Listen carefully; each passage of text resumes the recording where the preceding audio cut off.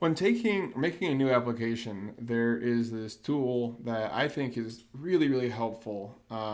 It's called Application Advisor. And so when you're making a new application and you're trying to figure out what product should I put in this application to control a particular pest, instead of having to scour through a bunch of research papers, you can use this tool. And you might wonder, well, where did I get all this data from? It's from doing that, scouring all of these different tools that are out there, like the Disease Control and Turf publication from University of Kentucky, or you know, reaching out to people that do research with different insecticides or weed control.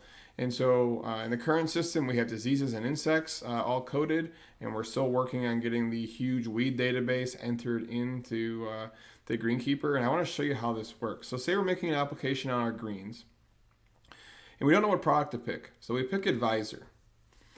Advisor then opens up in what's called a modal. And so now we figure out what pests are we going to try to go after. So let's say we're going after a disease. Then you pick which disease pest do we want to go after. So maybe we're looking at controlling brown patch.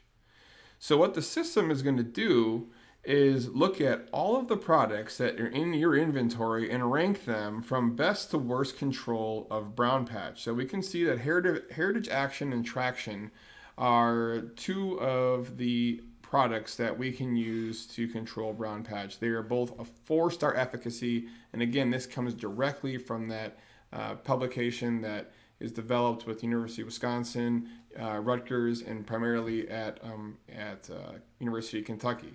And so that's where those data come from. Then it gives you the rotation group, and then it gives different levels of guidance of rotation management. So green is great. That means you're good. Yellow represents that that active ingredient group, resistance group, was used in the most recent application when controlling for this pest. So let's try to understand that more. So yellow means that this isn't. There's a little bit of risk there. It's not red. Red would mean that that's really a bad selection. Because you've used that application, specifically that group one-on-one in the past. So let's look at our past applications. So what the system does when you click past applications, it's going to just start scanning through all of your apps, and it's going to identify applications in which there was an ingredient that we know controls brown patch. So it's going to ignore every other application out there that doesn't control brown patch. It doesn't care about those. It just skips them.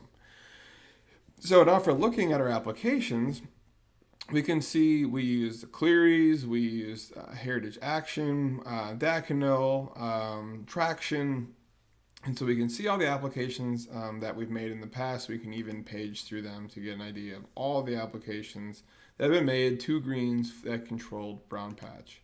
So then when we go to the resistance page, it's guessing that because there's a group 11 here, and then you see all the groups 11 are kind of this yellow.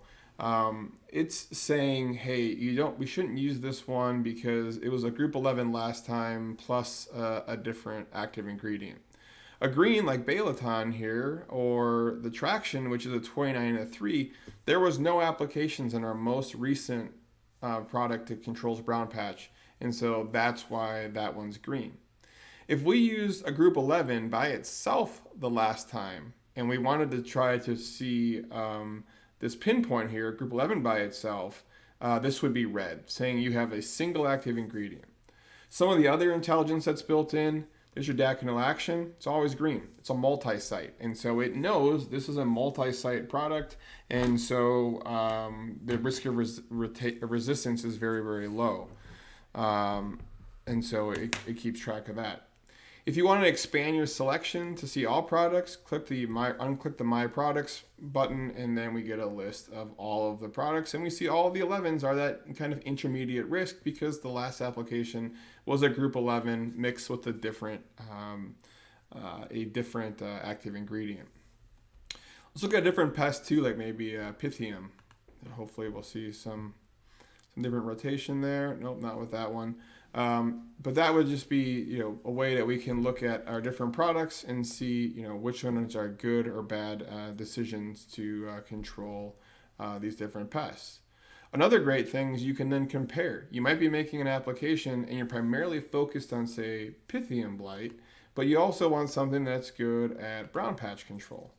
And so you can start adding different diseases and start to look at, how good does it work on brown patch, Pythium, and dollar spot. And we're not finding one that does all of those. And so this is a nice way to help kind of sort and figure out which products you want to apply. So if you ultimately decide you want to go with this Heritage Action, you push the little plus sign, and now you can start adding that out to the application. For insects and then for weeds, so it's very similar. You go insect, but now you have to pick, is it an adult or a larva? Because some insecticides only work on adults, some work on larvae, and so it's going to be giving you guidance based on that level. So this is to me, a really helpful tool. I actually use it a lot when I'm going around at golf courses and people ask, what can I use to control this pest? Because then it allows me to just quickly go and figure out what's the most effective. Also, you can get to it on your homepage and the product expiration lifetime. If you push the little green application advisor button here, it will say, and you get to that exact same dialogue for these different pests and get that same rotation guidance. The only thing you don't see now is you don't have the ability to push the little plus sign to add to your application. But if you're just curious about what's going on, if you're planning in your head, this is one way that you can help. And if you push more control info, it's going to load up the document that it's coded from. So again, here's all the information that is used to drive all of those models.